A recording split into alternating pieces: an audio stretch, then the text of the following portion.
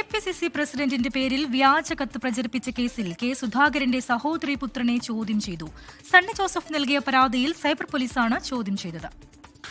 Gokul K Venugopal ചേരുന്നുണ്ട് ഇപ്പോൾ വിശദാംശങ്ങളുമായി കണ്ണൂരിൽ നിന്ന്. ഗോകുൽ, എന്തൊക്കെ കാര്യങ്ങളിലാണ് പോലീസ് വിവരങ്ങൾ തേടിയത്?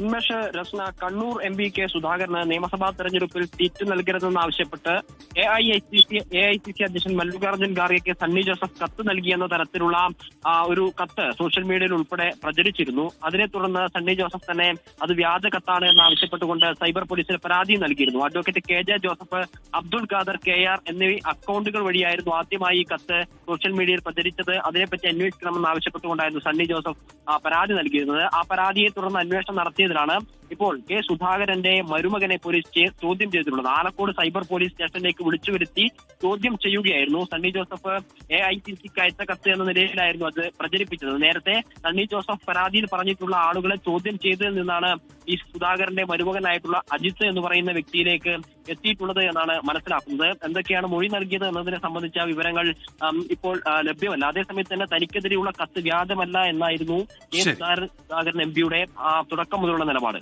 ഗോകുൽ കെ വേണുഗോപാലാണ് വിവരങ്ങൾ നൽകിയത് കണ്ണൂരിൽ നിന്ന്.